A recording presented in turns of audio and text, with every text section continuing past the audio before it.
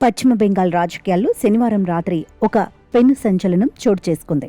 గత నెల రోజులుగా పోలీసుల కళ్లు కప్పి తిరుగుతున్న తృణమూల్ కాంగ్రెస్ నేత ఫాల్తా నియోజకవర్గ అభ్యర్థి జహంగీర్ ఖాన్ను పోలీసులు ఎట్టకేలకు అరెస్ట్ చేశారు.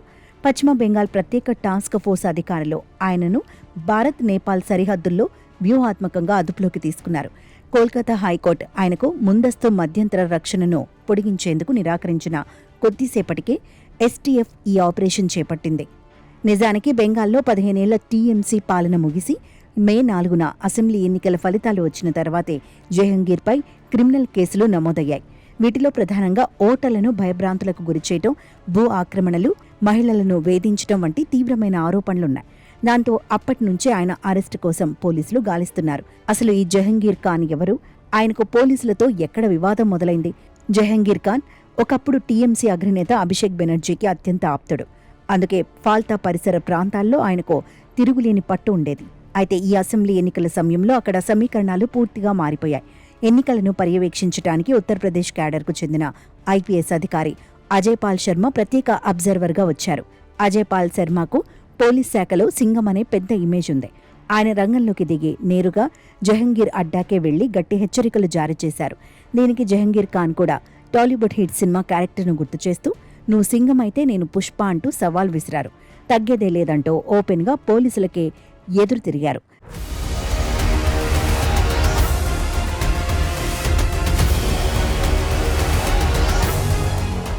ఈ వివాదం నడుస్తుండగానే ఫాల్తా నియోజకవర్గంలో ఏప్రిల్ 29న రెండో విడత పోలింగ్ జరిగింది.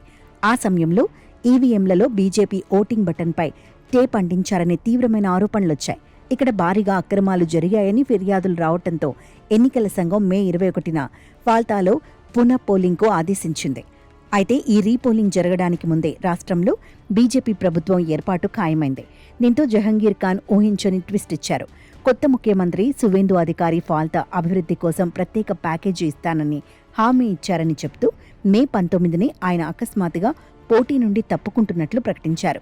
టీఎంసీ అధినేత్రి మమతా బెనర్జీకి గట్టి షాక్ ఇస్తూ తన నామినేషన్ను ఉపసంహరించుకున్నారు. ఆ వెంటనే తన ఆఫీసుకు తాళం వేసి అజ్ఞాతంలోకి వెళ్లిపారు. జహంగీర్ ఖాన్ తప్పుకున్న తర్వాత జరిగిన పునః పోలింగ్లో బీజేపీ అభ్యర్థి దేబాంశు పాండా ఏకంగా 1,00,000కు పైగా ఓట్ల రికార్డ్ మెజారిటీతో ఘన విజయం సాధించారు. రేస్ నుండి తప్పుకున్న జహంగీర్ ఖాన్కు కేవలం 8,000 లోపు ఓట్లు మాత్రమే పోలై 4వ స్థానానికి పడిపారు. ఇక ఆయన అరెస్టుకి ముందు కోర్టులో లాయర్ల మధ్య గట్టి వాదనలు జరిగాయి. రాజకీయ పగతోనే వరుస కేసులు పెట్టారని జహంగీర్ లాయర్ కిషోర్ దత్తా వాదించారు. కానీ రీపోలింగ్ కోసం మాత్రమే గతంలో కోర్టు రక్షణ ఇచ్చిందని, మే 24న ఫలితాలు కూడా వచ్చేసినందున ప్రొటెక్షన్ అవసరం లేదని ప్రభుత్వ లాయర్ స్పష్టం చేశారు. ఏదేమైనా చివరికి పుష్ప జహంగీర్ ఖాన్ పట్టుబట్టడంతో బెంగాల్ రాజకీయాల్లో ఈ అరెస్ట్ ఇప్పుడు హాట్ టాపిక్గా మారింది.